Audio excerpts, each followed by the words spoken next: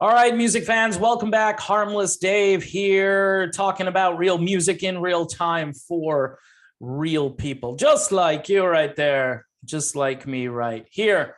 Crosby, Stills, and Nash, the principal trio, along with Neil Young from time to time. Of course, Neil Young started all of this. Guess what? Crosby, Stills, and Nash have put all their music back on Spotify. Oh, it's a true laugh out loud moment. Yes, the principled aging rockers who gave the middle finger to Joe Rogan because he had people on his podcast that were discussing things that people shouldn't be allowed to hear. Remember when these guys were like free speech advocates back in the 60s and early 70s? Just remember when they were preaching this idea that you should be able to speak truth to power. Remember those days? Remember when they were protesting the Vietnam War? And rightfully so, by the way. They were 100% right on that. Now, it took many years for a lot of us to kind of see the light there, but now there's a pattern, right? The government says that we really need to do this for the greater good, right? This is their spiel about the information, by the way, that Rogan was presenting, the banned dis and misinformation that evil Joe Rogan was allowing to go out over Spotify. Well, that was just too much for David Crosby, Stephen Stills, and Graham Nash. Neil Young actually started all of this when he insisted that his music be pulled off of Spotify. Well, it's all back. I don't know if Neil Young put his back on there, but the other guys, you know, they were trying to show unity with Neil Young. So they said, yeah, us too, even though none of us are really getting along right now. David Crosby, of course, basically broke up the band because he said mean things about Neil Young's wife and was unwilling to apologize. I guess he did apologize, but Stephen Stills isn't really buying that. He just doesn't want to have anything to do with Crosby. Recently, David Crosby said that he's done with touring. I don't know, he's 80-something years old, and I think it might be time for him to, not tour anymore. Carlos Santana, of course, last night had an episode, 74 years old, and he's a bit younger than Crosby, Stills, or Nash, and I think younger than Neil Young as well, or approximately the same age. I don't know. They're all at least in their 70s and in some cases in their 80s. It's crazy, but these guys are the same guys, though, that did take a principled stand against the war in Vietnam, which I've already said here. And it is a bit tedious to listen to them now, spouting off about how you're not supposed to listen to certain things. Well, they've also said that their streaming revenue, their pennies on the dollar streaming revenue, which rock stars constantly complain about, and they should, because streaming revenue is paltry compared to, radio airplay revenue, which is actually fairly generous, I think. But the way streaming revenue works, and it doesn't matter if you've purchased Spotify for $10 a month or are listening to Home Depot commercials every 30 seconds. I'm just kidding. It's like every 3 minutes or so.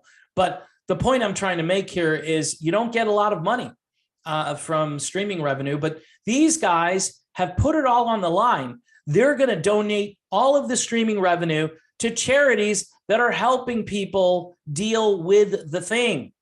So, this might provide certain access for people who didn't have access. This will speed up the process that we're currently in, where it seems almost like the world is ending. This is just going to speed up that process, right? Because we all know that if you only have half the information, and the other half is the kind of half that might actually save your life, then a lot of people aren't going to do what they should do in order to protect themselves.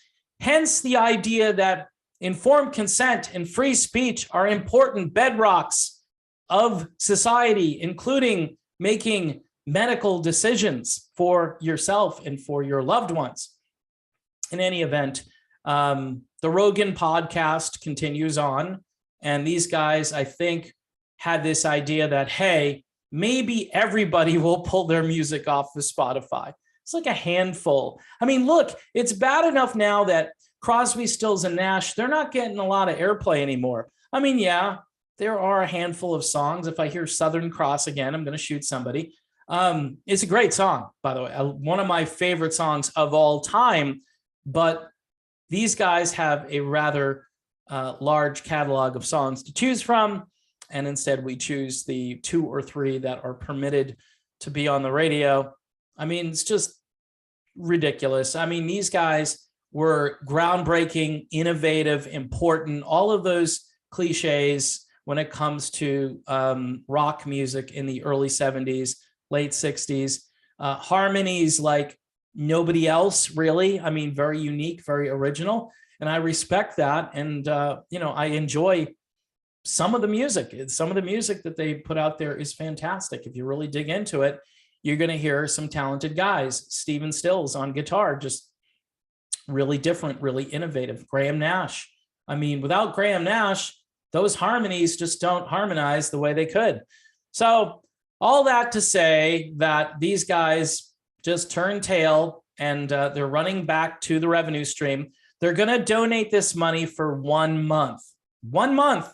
I just can't imagine what that's going to add up to. Like $100. I mean, it's not going to be a lot of money. This is streaming revenue. It might be more than that, but it's not going to be, like millions of dollars giving to charity. Because if that were the case, nobody would be complaining about the streaming revenue over on Spotify.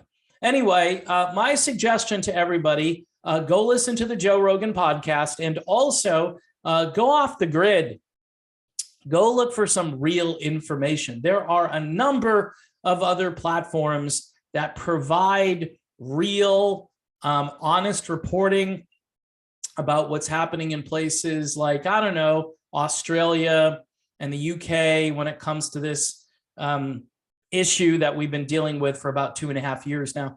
I think people at this point really deserve to know. And blacking out information is really the worst thing you can do for humanity at this stage. And these guys, maybe in their own sort of reluctant way, have admitted that they lost the war on free speech, at least for now, until someone more powerful comes along and tries to do this again, and then gets the lemmings and the masses that are, I don't know, should I use the term hypnotized? I know certain publications don't like that, mass formation. You can't say that out loud because it's just a new theory. I mean, that guy Freud, he might have been onto something a while ago, but nobody's really buying into psychology anymore. It doesn't explain anything, just human nature and the way people behave after, they've been tortured for how long now? Oh, it's not torture, Dave. It's for the greater good. Okie dokie. It's for the greater good. We'll just go with that for now, right? Anyway, folks, thanks for watching. Don't forget to support the channel. Hit the bell for notifications on new videos. Patreon for a measly $1 a month, if you can do that. We're into July now, and people are on vacation, and they're trying to fill up their car with gas. I understand why you can't do the $1 a month. But if you can, say you hit the lottery or something, you want me to share in the wealth, you really should. You really should help me out if you hit the lottery. If not, I understand. It's tough out there. And I'm just a small channel amidst a lot of the big fish in the sea out here. But I appreciate your support. And I will, of course, see you all soon.